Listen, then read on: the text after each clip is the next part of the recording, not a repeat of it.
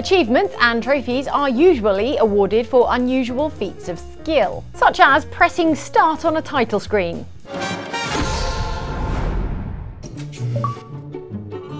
Nailed it! However, sometimes achievements exist, so game developers can indulge in some crafty in-jokery that you'll only get with a bit of insider knowledge. Here are 7 of the in-jokiest achievements and trophies we've ever seen. Beware minor spoilers for Metal Gear Solid 3 and Uncharted 4, but they're not even story spoilers, so don't worry about it. Genji 2 is an action game which is based on Japanese history.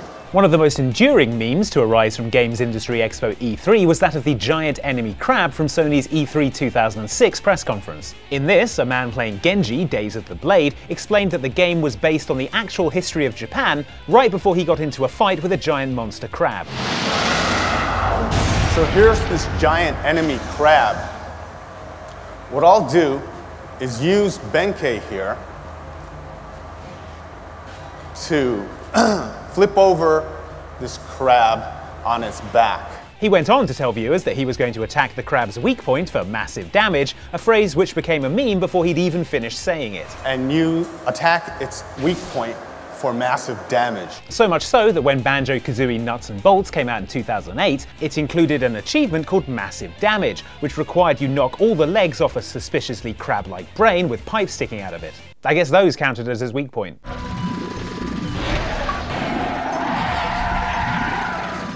I think we're forgetting the real victim in all this. That poor crab. Look, that thing had like 80 kids. Come on, wake up. Daydreaming again, were you? Just like your mother. Mind always wandering.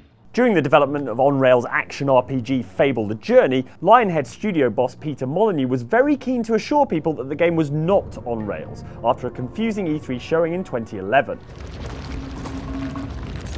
"It's definitely not on rails," he said, before making journalists at E3 sign a wall to say that the game was not on rails. Then it turned out the game was totally on rails. Fable Anniversary pokes fun at this whole situation with the achievement Definitely Not on Rails, which asks you to visit every location in the game, or get so fat that you don't have to. I say, outside every thin person is a fat one trying to get in. At least all of Peter Molyneux's other claims about his games have come true, right guys?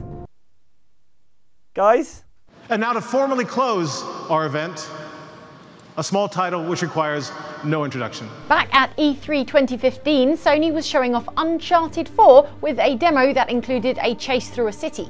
How long you think before Rafe gets here? Let's not stick around to find out. Except in this case, it was much more city and much less chase, because when the cutscene finished, Sully raced off into the crowd, and Nathan Drake just stood there. Pardon me. Maybe he's just stopped to admire that impressive crowd scene, or he's thinking about pirate treasure, or trying to figure out if he's hungry enough to eat something from the market now and still be okay for dinner later. Well, no. It turned out something had gone wrong and the demo had to be restarted before it could impress the hell out of everybody with a fully mobile Nate. Never one to pass up the opportunity for a good joke, developer Naughty Dog pays homage to this E3 incident in Uncharted 4 with a trophy called Stage Fright. In it, you need to recreate that same Sony conference snafu by standing perfectly still at the start of the city chase section for 30 seconds.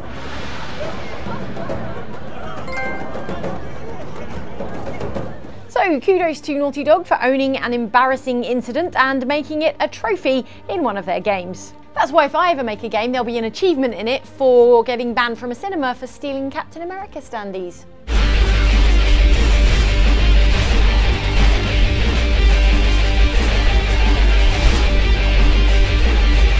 In hack-and-slash side-scroller The Dishwasher Dead Samurai, the Peter Moore achievement asks you to pay homage to one of our generation's greatest rock performances ever. That performance being the time legendary rocker and then Microsoft corporate vice president Peter Moore accidentally paused the game while playing Rock Band live at E3 2007.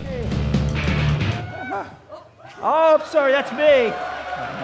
Once you've finished cringing yourself inside out, if you want the achievement from Dishwasher Dead Samurai, all you need to do is totally screw up one of the game's guitar solos by hitting the Xbox's guide button in the middle of it. Sure, this was horribly embarrassing for everyone involved, but 8G, right, guys? Totally worth it.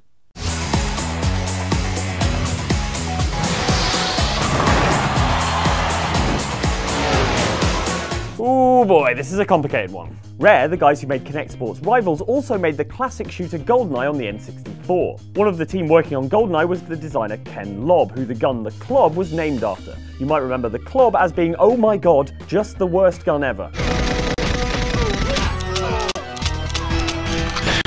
Therefore, when Rare was making achievements for KINECT Sports Rivals and needed to name an achievement for scoring a lob shot in tennis, they named it Keen Lob, in reference to Ken Lobb. It also gave you the player title Clobber in reference to the gun, which was a reference to Ken. Still with me?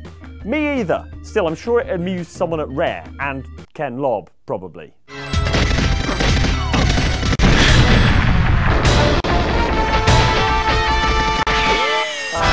Still doesn't make up for that terrible gun, though.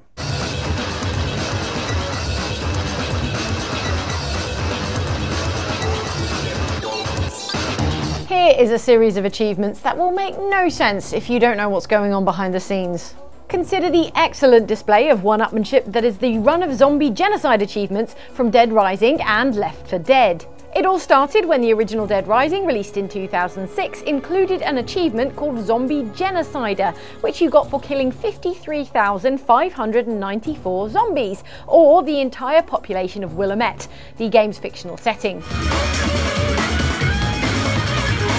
Not to be outdone, when Valve released its own zombie game, Left 4 Dead, in 2008, it included an achievement called Zombie Genocidest, which was gained by killing 53,595 zombies. According to maths, this number is larger than the total in Dead Rising by 1 zombie.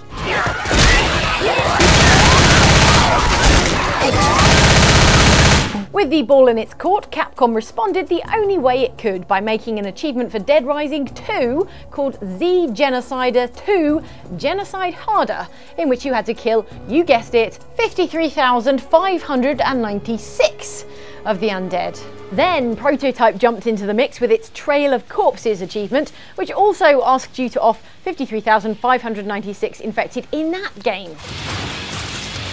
The trend was also picked up by other zombie game series, with franchises Dead Island and Dead Nation also hopping on the bandwagon. It's almost enough to make you feel sorry for the zombies. Freeze!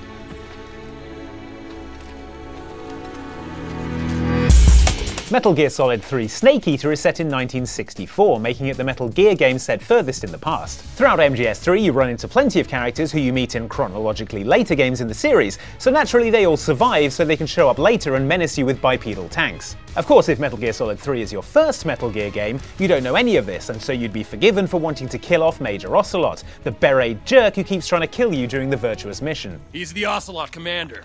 After knocking Ocelot and his unit out, you can shoot Ocelot in the head, killing him. Do that though, and the game will end due to a time paradox.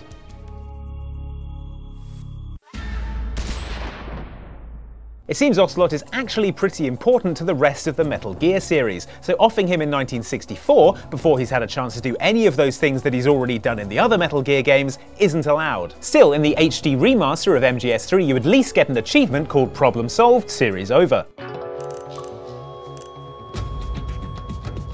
That's a reference that will make zero sense to anyone unfamiliar with Ocelot's importance to the rest of the series, but to anyone who knows him as the best character of Metal Gear Solid 5, it's an excellent in-joke.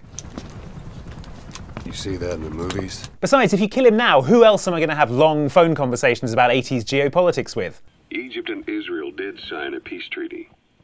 But then the driving force on the Egyptian side, President Sadat, was assassinated afterward. Exactly.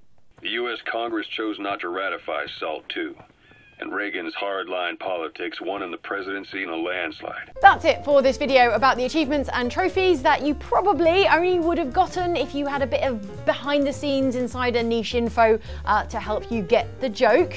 Thanks for watching, and before you go, while I've got you here, I would like to invite you to watch a couple of other things. First of all, down here, there's going to be a video that YouTube thinks you would enjoy. We're going to let YouTube pick that video. I don't even know what it's going to be. No, I do know what that is. That's going to be more videos like this video. So, you know, lists, that kind of thing. And if you enjoyed this video, you'll enjoy the hundreds of others that are somewhat like it.